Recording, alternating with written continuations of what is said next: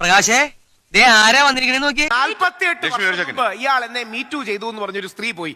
അവസാനം ഹിമാചൽ പ്രദേശ് ഹൈക്കോടതി പറഞ്ഞു എങ്ങനെയാണ് ഇത് തെളിയിക്കാനോ തെളിയിക്കാതിരിക്കാനോ സാധിക്കുക, അതുകൊണ്ട് ഇത് അക്സെപ്റ്റ് ചെയ്യാൻ കഴിയില്ല.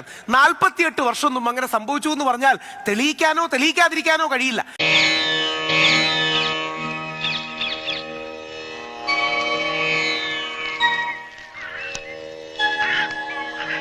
അവിടെയാണ് ഇതിനൊരു ടൈം ലൈൻ വേണം, റീസണബിലിറ്റി വേണം. പറഞ്ഞോളൂ, പക്ഷേ തിരിച്ച് കോൺസിക്വൻസ് നിങ്ങളുടെ ബോധമില്ലായ്മയാണ്.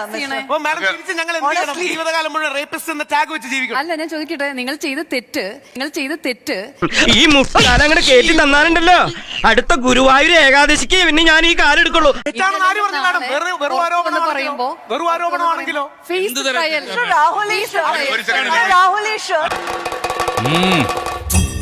എനിക്ക് അഡ്രസ് ചെയ്യാനുള്ള ഒരു കാര്യം, 5 വയസ്സിലുണ്ടായ ഒരു അബ്യൂസ്. എങ്ങനെ ഇരിക്കണം?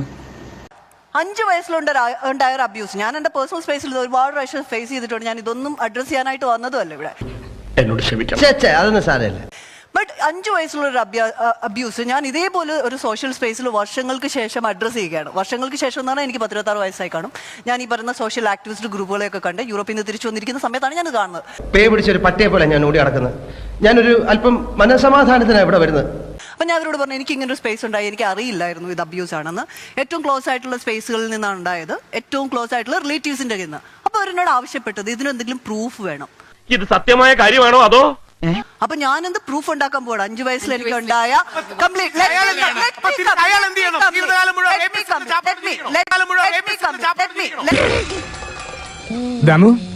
എന്ത് പറ്റിയടാ? ചായ നെറുകന്തലേ കയറി ബ്ലോക്ക് ആയതാ. സാറിന് മനസ്സിലായോ? ഇതൊക്കെ കേട്ടിട്ട് എനിക്ക് എന്റെ രക്തം തിളക്കുന്നു.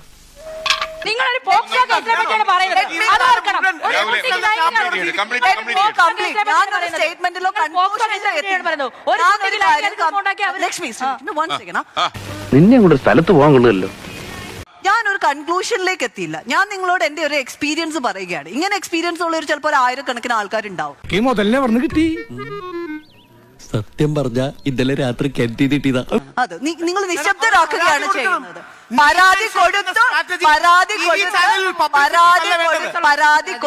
വർഷങ്ങളായിട്ട് പരാതി കൊടുത്ത് 10 പരാതികൾ ഇപ്പോഴും പെൻഡിംഗ് ഉള്ളവരാണ്. ആയിക്കോട്ടെ, അതുകൊണ്ട് നിയമ സംവിധാനത്തിൽ വിശ്വാസമില്ലേ? സൂക്ഷിച്ച് സംസാരിച്ചില്ല എന്റെ വിധമാറും. ആളാരാണെന്നൊന്നും ഞാൻ നോക്കൂല. നിയമ സംവിധാനത്തിൽ വിശ്വാസമില്ല, കോടതിയിൽ വിശ്വാസമില്ല, പോലീസിൽ വിശ്വാസമില്ല, വിശ്വാസമില്ല, കോടതിയിൽ വിശ്വാസമില്ല, പോലീസിൽ വിശ്വാസമില്ല. അത്രക്കായല്ലേ? നിങ്ങൾ കൺക്ലൂഷനിലും ഞാൻ ഒരു ഡിസ്കഷനിലുമാണ്. നിങ്ങൾ എത്തുന്ന കൺക്ലൂഷനിലേക്കാണ്, ഞാനൊരു കോൺവെർസേഷനിലാണ്. ശരി ശരി ശരി, ഞാൻ എന്റെ കോൺവെർസേഷൻ കംപ്ലീറ്റ് എന്ത് ചെയ്യണം മാഡം? 48 വർഷം മുമ്പ് എന്നെ മീറ്റു ചെയ്തു എന്നൊരു സ്ത്രീ പറഞ്ഞാൽ പുരുഷൻ ജീവിതകാലം മുഴുവൻ റേപ്പിസ്റ്റ് എന്ന ചാപ്പയോടെ ജീവിക്കണോ?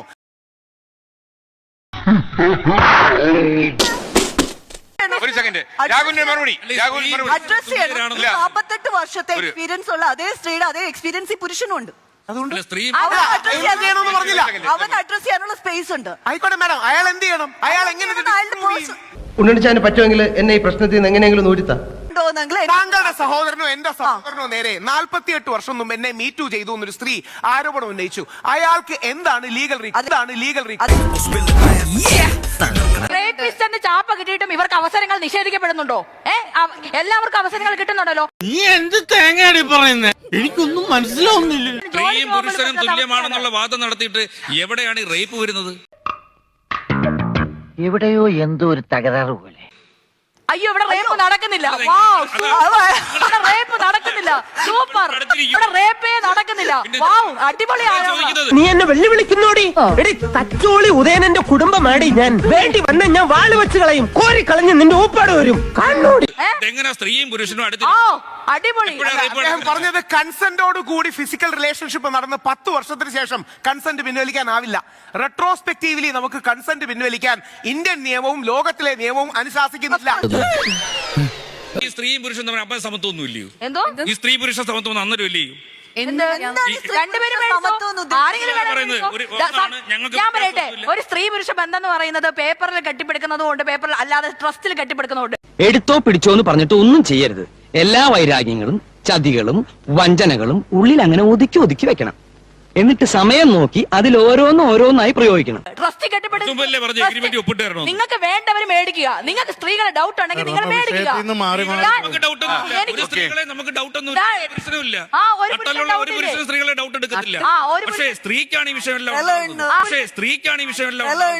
എനിക്കറിയാടി നിന്നെ.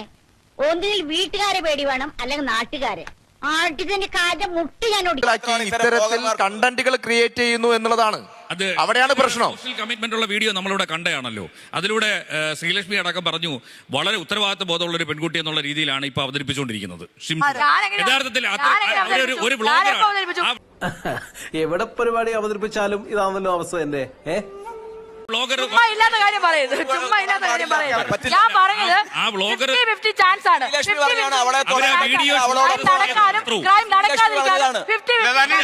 നാട്ടുകാരൊക്കെ ഒന്ന് അറിയട്ടെ. എല്ലാ ബസ്സിലും ചുമ്മാ പറയാൻ എല്ലാ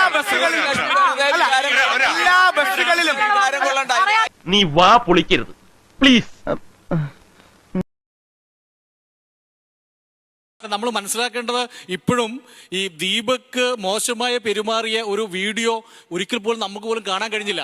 പക്ഷെ നിർഭാഗ്യവശാൽ ആ ചെറുപ്പക്കാരൻ ആത്മഹത്യ ചെയ്ത് ദീപകിന്റെ ടച്ച് ബാഡ് ആണെന്ന് അഭിപ്രായമുള്ള മനുഷ്യര് നമുക്കിടയിലുണ്ട്. അത് നിങ്ങൾ മനസ്സിലാക്കണം. ആ ഇട്ട വീഡിയോയ്ക്കകത്ത് ഏത് രീതിയിലാണ് ദീപക് മോശമായ പെരുമാറിയത് ഉണ്ടായത്? ഇവിടെ കയറി വന്ന് ന്യായോ അന്യായം പറയാൻ നമ്മളാരാണാവോ? നമ്മൾ വെറും വഴിവാക്കര്. പക്ഷേ മൊട കണ്ട എടപെടുവണ്ണ.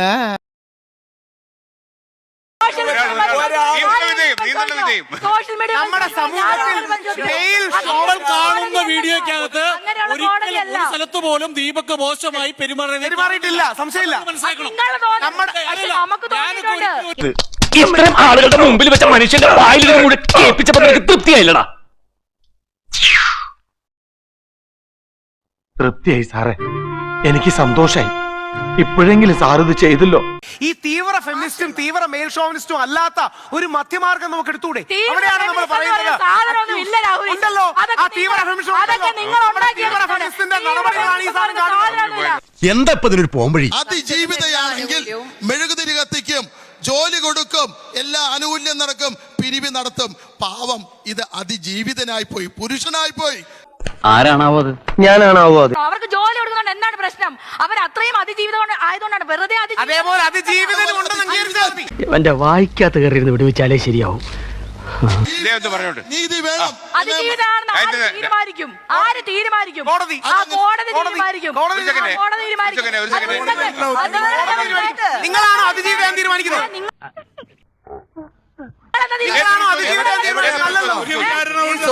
വിവരങ്ങളൊക്കെ ഞാൻ പറഞ്ഞിട്ടുണ്ട്.